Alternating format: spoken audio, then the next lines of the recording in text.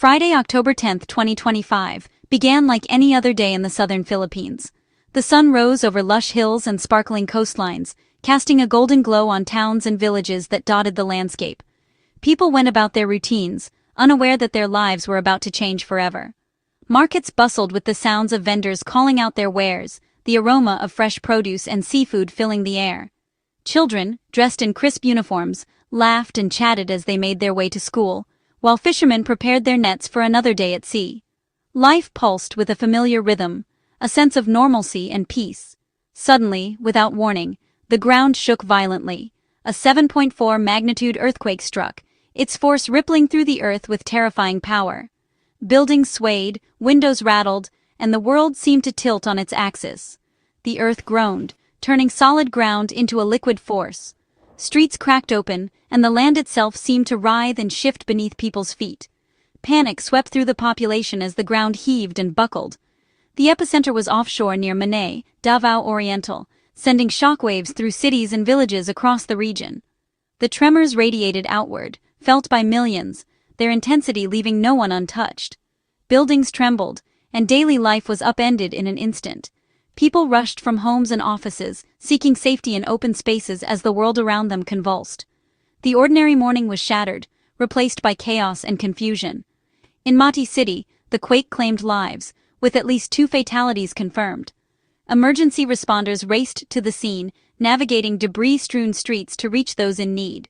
Families mourned, their grief echoing through the city's battered neighborhoods. As the shaking ceased, fear lingered in the air. Survivors emerged from buildings, their faces etched with shock and disbelief, struggling to comprehend the devastation that had just unfolded. People emerged from homes, eyes wide with disbelief. Neighbors gathered in the streets, checking on one another, sharing stories of narrow escapes and lost possessions. The sense of community grew stronger in the face of disaster. Alarms blared and silence followed the chaos. The once busy streets fell eerily quiet, broken only by the distant wail of sirens and the anxious murmurs of survivors. Manay's initial reports showed grim damage. Homes lay in ruins, and the community faced the daunting task of accounting for the missing and injured. Homes collapsed, and a church facade crumbled, its once proud walls reduced to rubble. Places of worship and gathering, symbols of hope, now stood broken. Roads fractured, bridges became impassable, and vital infrastructure was destroyed. The region's lifelines were severed, making rescue and relief efforts even more challenging. The earthquake isolated communities, tearing apart infrastructure and leaving many cut off from help. Remote villages waited anxiously, hoping for news and assistance. The long process of assessing the damage had only just begun. As the dust settled, the people of the southern Philippines faced an uncertain future, united by resilience and the hope of rebuilding what was lost. In Davao City, the earthquake's arrival was surreal. What began as a normal day was shattered in an instant, as the ground itself seemed to come alive beneath people's feet. The city, usually bustling with energy, was suddenly gripped by confusion and fear. Parked vehicles rocked as if shaken by an invisible giant, their metal frames creaking and groaning. Some cars rolled forward, others bounced in place, as if possessed by the earth's fury. Social media filled with videos of this bizarre dance. Within minutes, countless clips surfaced online, capturing the chaos from every angle: shaky hands, panicked voices, and the relentless movement of the world around them. The quake's sounds were as frightening as its sights. Deep, guttural rumbles echoed through the streets, punctuated by the sharp clatter of falling debris and the cries of startled residents. Metal gates rattled violently, creating a chaotic symphony. The relentless banging and screeching of metal against metal added to the sense of panic, as if the city itself was crying out in alarm. Inside, glass shattered and objects fell. Books tumbled from shelves, picture frames crashed to the floor, and the familiar comfort of home was replaced by a sense of vulnerability. Eyewitnesses felt helpless, with nowhere to run or hide. Many clung to each other, seeking comfort in the presence of loved ones, while others crouched under tables, hoping the shaking would soon end. The ground beneath them was the source of terror. What was once solid and dependable now rippled and cracked, betraying the trust of those who walked upon it. One resident described the floor rolling in waves, as if the city had been set afloat on a restless sea. The sensation was dizzying, disorienting, and unforgettable. Another watched a building sway, fearing collapse. The sight of concrete and steel bending to the will of the earth was both mesmerizing and terrifying, a reminder of nature's immense power. As the main shock subsided, fear of aftershocks grew. People gathered in open spaces, eyes wide with anxiety, bracing themselves for the next tremor that could strike at any moment. Authorities warned of smaller, dangerous tremors. Emergency alerts blared through the city, urging everyone to stay vigilant and prepare for the possibility of more shaking. For Davao Oriental, the ordeal was far from over. Communities faced damaged homes, disrupted lives, and the daunting task of recovery, all while the threat of further quakes loomed. Every creak and rumble was a potential jolt. Residents listened anxiously, hearts pounding, as even the smallest sound could signal another wave of destruction. The ground was no longer stable, but a source of dread. In the aftermath, the people of Davao learned that the world beneath their feet could change in an instant, leaving them forever altered by the memory of a trembling world. The earthquake's offshore epicenter posed a significant tsunami threat, sending shockwaves of fear through coastal communities.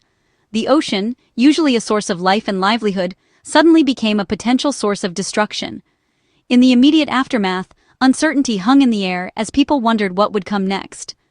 The Pacific Tsunami Warning Center quickly issued alerts for vulnerable coastal areas, their warnings echoing across television screens, radios, and mobile phones. Sirens blared in villages, and emergency broadcasts interrupted daily routines, urging everyone to stay vigilant and prepare for the worst. Along the shore, residents gathered in anxious clusters, their eyes fixed on the horizon. The fear of devastating waves and destruction was palpable, as memories of past disasters resurfaced in the collective consciousness. Urged to move inland, families quickly gathered their belongings, clutching children and essentials as they fled their homes. The sense of urgency was overwhelming, with everyone hoping to outrun the threat of the sea. For many, the memory of past tsunamis loomed large. Stories of previous disasters were shared among neighbors, fueling both fear and determination to survive. For hours the world watched and waited. Families huddled together in crowded community centers, glued to news updates, hoping for any sign of safety. Meanwhile, scientists and meteorologists worked tirelessly, monitoring sea levels and seismic data for any unusual activity. Their expertise and vigilance were crucial in determining the region's fate. The fate of thousands hung in the balance as families waited in temporary shelters, their faces etched with worry and exhaustion. Every minute felt like an eternity. Then, at last, relief swept through the region. No major tsunami was generated. The collective sigh of relief was almost tangible as hope returned to anxious hearts. As warnings were lifted, communities came together, celebrating their safety and expressing gratitude for the narrow escape. The ordeal had brought neighbors closer, united by shared relief. People cautiously returned home, still wary but grateful that the sea's threat had passed. The familiar landscape felt changed, marked by the memory of fear and resilience.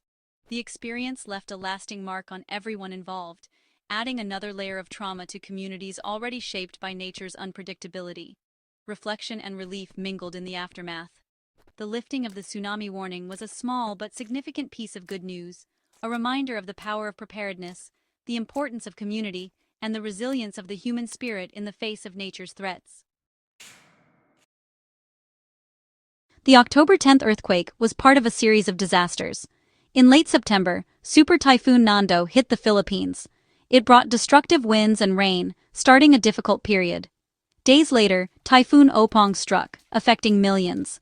The back-to-back typhoons stretched resources thin. Emergency shelters were overwhelmed, rescue teams worked tirelessly. The storms destroyed homes, crops, and infrastructure. The Philippines was in a state of emergency. The earthquakes compounded the damage, testing resilience. The series of disasters created a complex crisis. The psychological toll on the population was immense. It was a period of unprecedented challenge for the Filipino people. Before the Davao quake, a 6.9 magnitude tremor hit Cebu. It was the deadliest earthquake in over a decade. The quake caused panic and destruction in the Visayas region. 74 lives were lost, over 1,000 injured. The quake affected over 500,000 people. Thousands of homes were destroyed or damaged. Fear and displacement marked the aftermath. Many were too afraid to return home. Bogo City saw a tent city emerge for safety. Infrastructure damage complicated aid efforts. Landslides and sinkholes isolated remote villages. The Cebu quake highlighted disaster response challenges. The Philippines' earthquake vulnerability is geographic. Situated on the Pacific Ring of Fire, it's a seismic hotspot. Tectonic plates meet, creating intense geological activity. The country experiences over 800 quakes annually. Preparedness is part of life, with drills and building codes. Yet, major quakes can overwhelm preparations. The Philippines is the world's most disaster-prone country. Recent disasters illustrate this grim distinction. The nation is on the front lines of nature's forces. After the disasters, aid flowed into affected regions. CARE Philippines and partners delivered emergency aid, focused on basic necessities: food, water, shelter. Care packages provided essential items. Temporary shelters were crucial for displaced families. Health and sanitation were addressed with hygiene kits. Clean water distribution was vital for health. Psychological trauma was also recognized. Humanitarian groups offered psychosocial support. This included safe spaces and counseling services. Mental and emotional well-being was a focus for healing. Delivering aid in the Philippines is complex. The archipelago's geography makes logistics difficult. Recent disasters magnified these challenges. Landslides and sinkholes blocked access to remote villages. Initial aid focused on accessible urban centers. Rural communities often lacked immediate support. Local groups and faith-based organizations bridged gaps. Volunteers carried supplies to isolated areas. They delivered hope and showed communities they weren't abandoned. Spiritual and emotional support was crucial. Local churches provided comfort and solidarity. Grassroots efforts ensured aid reached remote locations. Resilience defines the Filipino people in crisis. Communities united in the face of loss and destruction. Neighbors helped clear debris, shared resources. The spirit of bayanihan was visible everywhere. Resilience is an active response to adversity. It's the fisherman repairing his boat after a typhoon. The mother creating normalcy in an evacuation center. The community organizing meals amidst ruins. Strengthening resilience with preparedness is crucial. Investing in early warning systems and building codes is essential. Each disaster provides valuable lessons for the future. The story of October 2025 is one of tragedy and strength. The Filipino spirit remains unbroken, enduring nature's forces.